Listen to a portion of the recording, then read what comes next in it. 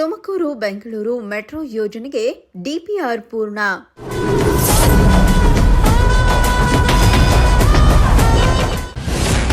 ರಾಷ್ಟ್ರೀಯ ಹೆದ್ದಾರಿ ಬಳಕೆಗೆ ಕೇಂದ್ರಕ್ಕೆ ರಾಜ್ಯದಿಂದ ಪತ್ರ.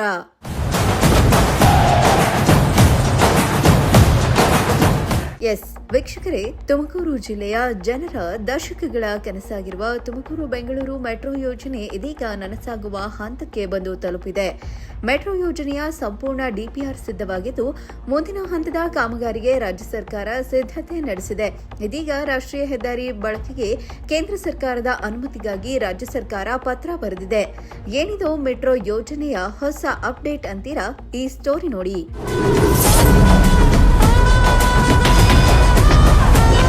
ಹೌದು, ತುಮಕೂರು ಬೆಂಗಳೂರು ಮೆಟ್ರೋ ಸಂಪರ್ಕ ಯೋಜನೆಗೆ ಅಗತ್ಯವಿರುವ ಸಂಪೂರ್ಣ ಡಿಪಿಆರ್ ಪ್ರಕ್ರಿಯೆ ಪೂರ್ಣಗೊಂಡಿದೆ.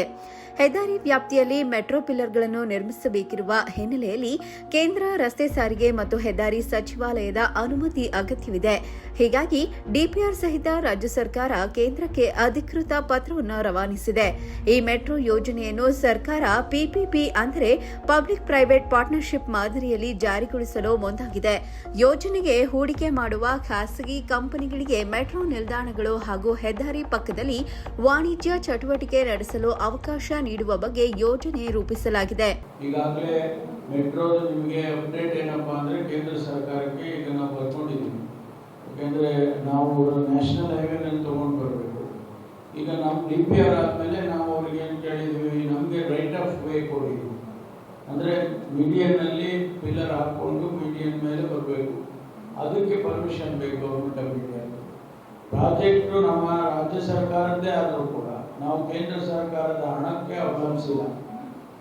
ಯಾಕೆಂದ್ರೆ ಇದು ಪಿಪಿಪಿ ಮಾಡಿದ್ರು.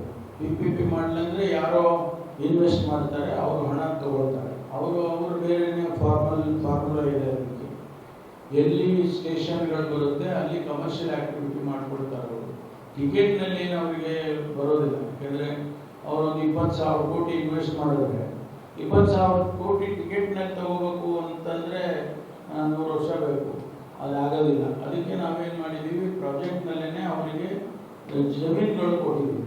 ಇನ್ನು ವಿಶೇಷ ಅಂದ್ರೆ ಈಗಾಗಲೇ ದೇಶ ವಿದೇಶದ ಹಲವು ಪ್ರಮುಖ ಕಂಪನಿಗಳು ತುಮಕೂರು ಮೆಟ್ರೋ ಯೋಜನೆಯಲ್ಲಿ ಹೂಡಿಕೆ ಮಾಡಲು ಆಸಕ್ತಿ ತೋರಿಸಿವೆ ಎನ್ನಲಾಗಿದೆ.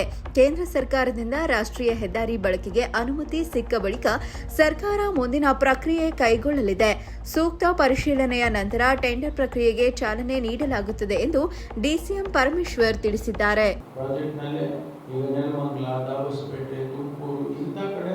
ಕಮರ್ಷಿಯಲ್ ಆಕ್ಟಿವಿಟಿ ಮಾಡಿ ನೀವು ಹಣ ಗಳಿಸ್ಕೋಬಹುದು ಅಂತೇಳಿ ಅವರಿಗೆ ಪ್ರಾಜೆಕ್ಟ್ನಲ್ಲಿ ಕೊಟ್ಟಿದ್ದಾರೆ.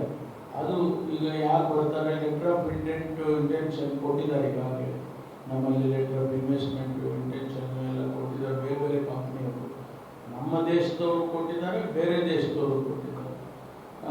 ರೈಟ್ ಆಫ್ ವೇ ನಮಗೆ ಬಂದ ತಕ್ಷಣ ನಾವು ಅದನ್ನೆಲ್ಲ ಎವ್ಯಾಲ್ಯೂಯೇಟ್ ಮಾಡ್ತೀವಿ. ಮಾಡಿ ಅದು ಯಾರಿಗೆ ಟೆಂಡರ್ ಸಿಗುತ್ತೋ ಅವರು ಕೆಲಸ ಮಾಡ್ತಾರೆ. ಅದು ಅಪ್ಡೇಟ್ ಮೆಟ್ರೋ ಡಿಪಿಆರ್ ಕಂಪ್ಲೀಟ್ ಆಗಿದೆ. ಡಿಪಿಆರ್ ಮಾಡಿದ್ದೇನೆ.